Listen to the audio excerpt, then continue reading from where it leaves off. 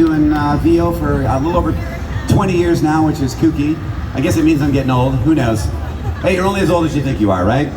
Some of the voices you may know me for, if you guys are Hunter x Hunter fans. My, how unusual. It looks like that poor man's arms have turned to flower petals. We got Overwatch fans.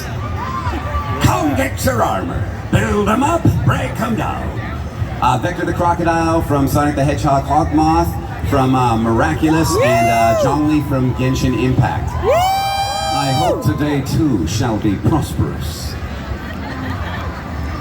Well, first of all, let's give Rob a round of applause for the groovy music, man. And we have to thank, look, we're nobody without you, so first of all, give yourselves a big round, man. The fans here at Anime Inc. Richmond, Virginia, come on! All right, here's Bryce Papenbrook, but first of all, I'm David Lodge, known as Lord Jiraiya, the pervy. The hot tub's at 3 o'clock, girls. I'm Lord Jiraiya, the pervy toad sage, and mentor to Naruto, and also Kenpachi Zaraki from Bleach. All right, no clothes required in the hot tub, by the way. Also, you know me as Puppetmon on Digimon.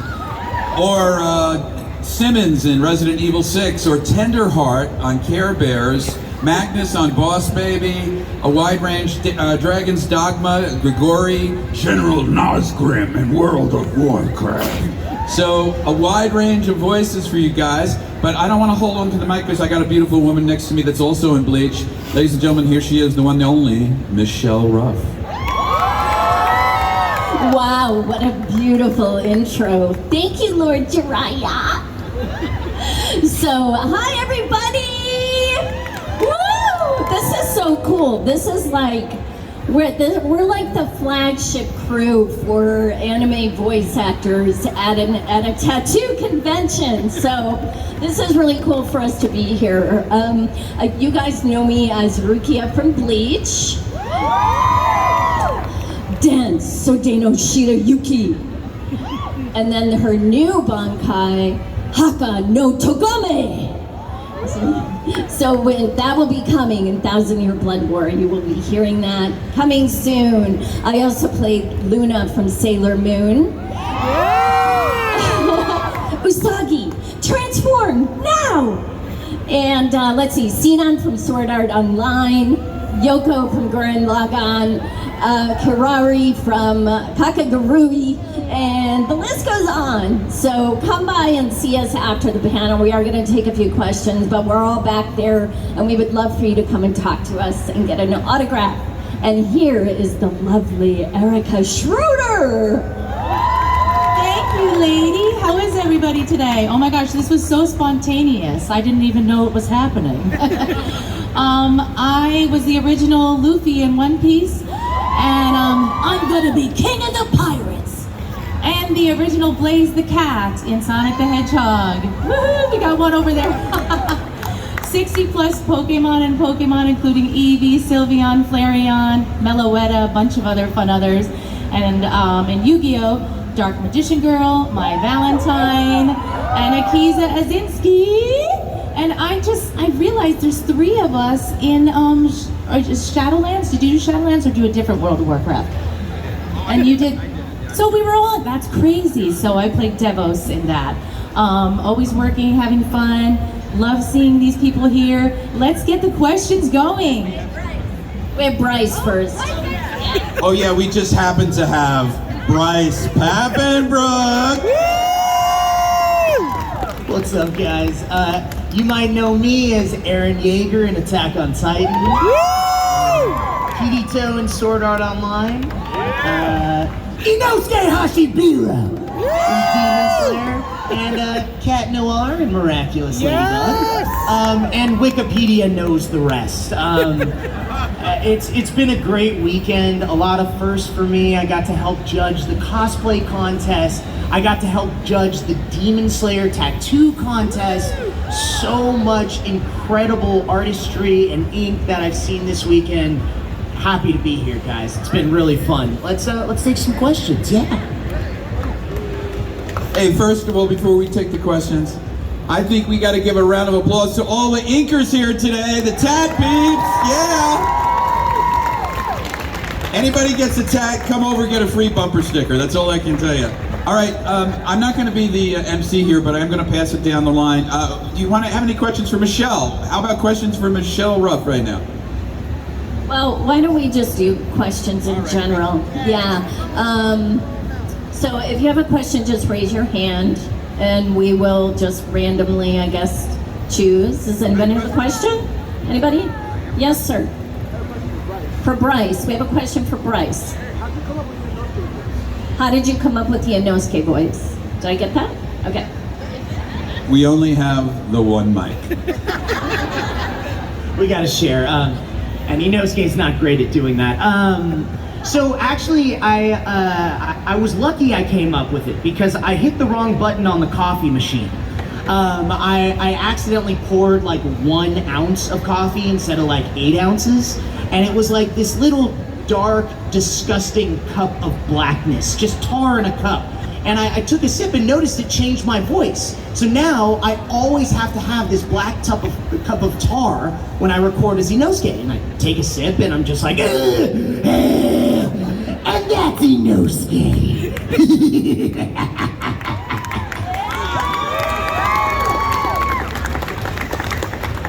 Thank you for your question. Yeah, we'll just kind of open it up to anyone else. Yes, right here.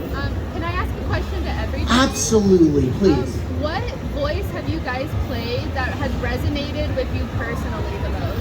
What voice have you played that has resonated with you personally the most? Yeah, anyone want to jump in here? Whoa, hello. I do voiceovers. For me, it's Rukia, for sure. Like I think she was the longest, she's been one of the longest standing characters. Although Fujiko from Lupin the Third has also been like probably longer than Rukia.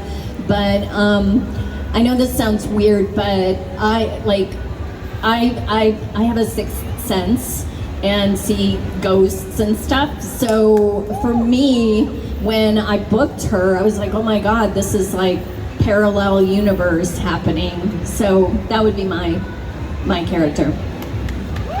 Can we room together next time? I really want to see some ghosts. I'm very excited. I don't know if you want to. Oh, that would be fun.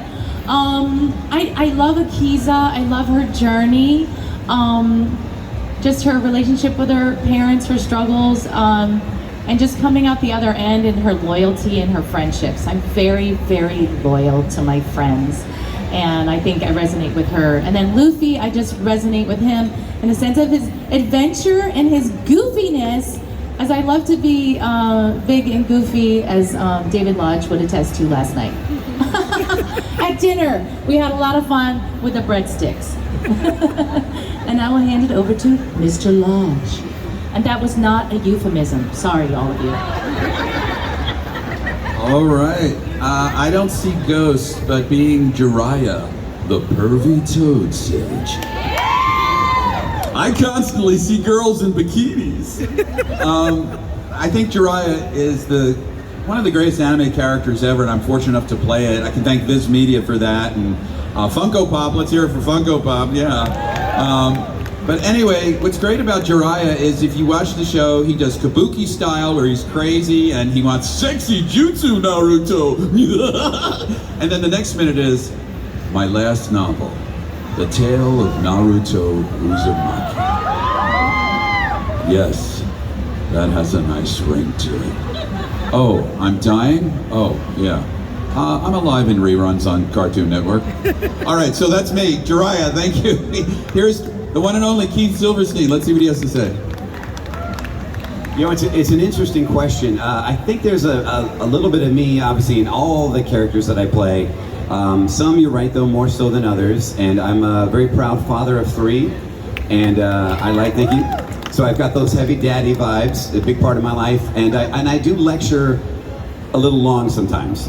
So Zhongli from Genshin Impact is definitely a bit of that kind of fathering attitude. And the lecturing, of course. But I gotta say also, sometimes you find a character I'll say Hisoka from Hunter x Hunter kind of lives in me now. It's kind of weird because he's nothing like me at all, but he's like always kind of there, ready to come out. So it's kind of a weird thing because sometimes you do a character and then he becomes part of you afterwards and kind of lives in there. If that makes any kind of sense. And not every character's like that, but some of them are definitely within you after that forever. So those two, for those reasons there. Yeah, just like Keith, I try to find something about every character that I can connect with. But I think the one that has the most of just me in the character is Rin Okumura from Blue Exorcist. Yeah, love the show. You know, not when he's like burning people with hellfire. I won't do that, I promise.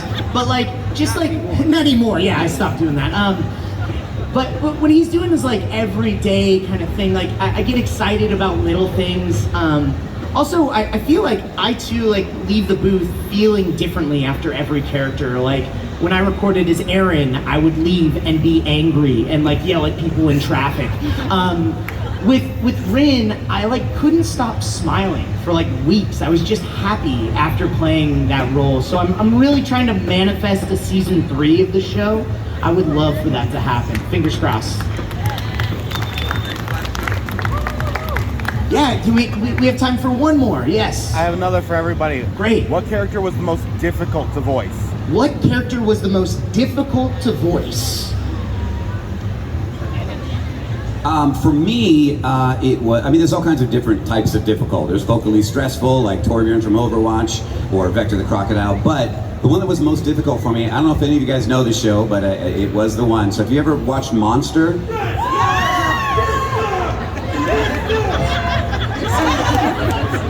Okay, awesome. So I play Johan Lieber in that, and he's a sociopath, he's super creepy, really a bizarre guy, and anybody that knows me, if you've worked with me, I love to goof around between like every take if I possibly can, and then jump back into character. Patrick Seitz directed that, and I had to like say, Patrick, I am not upset. You didn't say anything that made me mad or pissed me off, but I have to chill out because it felt like I was cheating. It felt like for me to be really dark and quiet and play the character, and then to like jump back up to like me and goof around and be, it's me, Doctor. It didn't feel right. So I felt like I was cheating. Like I could get to the voice, but I wanted to feel that character, which is not a fun place to be. But I did, like you, like live in that character. And so it was hard because I couldn't break into myself except for when we took an actual break. But it was worthwhile, and I'm glad it was earlier in my career, and I'm glad I had the knowledge to say, look, I can't do it the way I usually do. I'm going to do something different here to be true to the character and what he needs to breathe. So, and I'm so glad so many of you know that. I have been told that is coming to Netflix, although they have not announced a date yet. But they did officially announce it's coming to Netflix. So look for it. It's called Monster. It's amazing.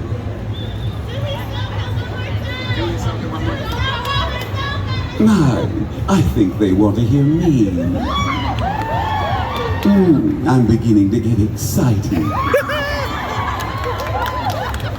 You brought up Patrick Seitz, so I'll talk about a challenging role I had with Patrick Seitz directing as well.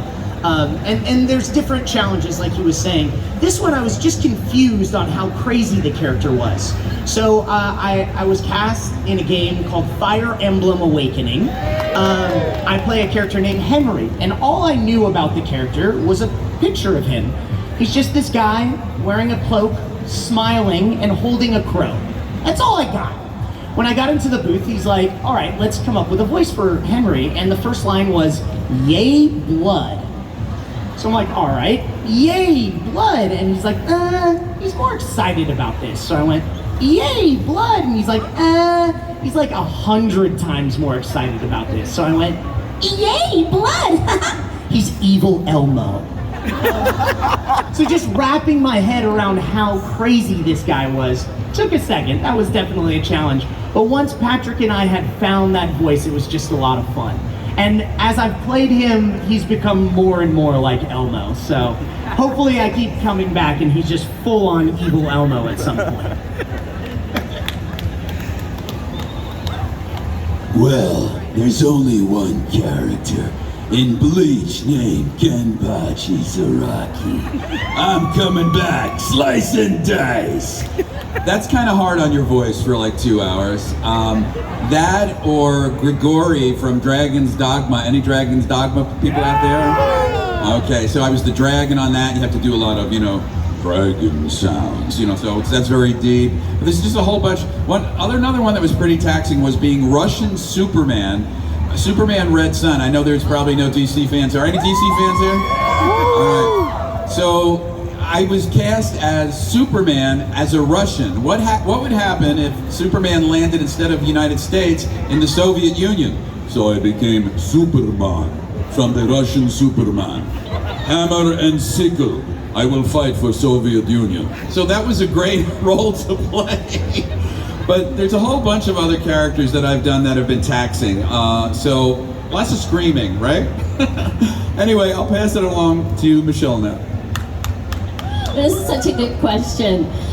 So I'm going to give you 2 different examples because, like the guys were saying, it could be like something vocally taxing or something that's maybe emotionally taxing. And for me, vocally taxing, I play these characters on it's like a preschool kids show called Enchantimals for Mattel. And I play all of these animal besties, and it's basically like we have the script. They give you the English version of this line, and I have to translate it into animal gibberish. And it's like I play 9 different characters. But like I'll give you an example. Like wow, look over there would be. Wow, look, yeah. So that for like 2 hours. Is like, I mean, at the end of that, my vocal cords are just fried. Like, I'm like, don't talk to me, don't look at me, I need tequila, like, I'm out. But emotionally, I just wanted to mention one of my all-time favorite animes called Erased. I played young Satoru, and I have to tell you, I mean, it's like a psychological thriller, probably similar to Monster, but I would literally, like, there were only 12 episodes, and the content of this show was so disturbing that I couldn't stop thinking about it, like, after I left the booth. Like, in the booth, I would be in tears, listening to the other actors' performances, and in tears with the situations that young Satoru found himself in. And then afterwards, just like running through my head about people that actually in their lives deal with this kind of stuff. It just really affected me. So I would say Erased, young Satoru, for the emotional aspect of difficulty. I love all these answers, they're so interesting. I think I'm gonna answer like Keith and Michelle and talk about the difference between vocal exhaustion, vocally difficult, and then like emotionally difficult, or not emotionally difficult, but maybe like having a hard time finding something right away. So definitely Luffy, it's a toss-up between Luffy and Wobbuffet in terms of vocal exhaustion. They're both really hard. I'd say Wobbuffet's a little harder because Casey Rogers was the original and I took over for her, and I was trying to find this middle meat, I call it. She's got like this middle meat in her voice that I was like, when I was emulating it, I'd be like, oh my God, I can't talk when I leave. So, but I found this trick. I don't know, everyone has a trick for vocal health, and mine was like, every 5 or 6 cues when I was voicing Luffy, I would go, and then like the people, the engineers would be like, she's crazy. She from outer space. But it was really like something that vocally reset my vocal cords, and so that I would walk out with the voice that I came in with. But before I discovered that, I would leave and be in pain, you know? And then one of the characters that was hard to find, like Bryce was talking about, like kind of finding that, was, but believe it or not, was Blaze the cat. And I think it's because she was so close to me, and also because sometimes you have more than 1 or 2 people in the kitchen, right? You have a lot of people there were a lot of people in the room the first time we were trying to find her, and the Japanese were in the room, and they also had a translator, and we had the director and another director and an engineer, and everybody was like kind of putting their 2 cents in. So at the beginning I was like, my head was spinning like, But then by the time I put all their words together, it ended up being a more dynamic, more deep, more 3D type character. And I think the result ended up being so much better because I had so many people and their input, and because they cared about getting Blaze right. So what an amazing question, you guys. Thank you so much. I'll let David wrap it up. I'm good at wrapping things. That's what my wife says. I don't know. It's not that funny, really. We're low on good comedy. But come over to the booth and meet the meet the stars of your favorite anime. Once again, congratulations to everyone being here at Anime Inc. Richmond, Virginia. You are the best fans. Love you all. Stop by and see us. We love you. Thank you for coming out.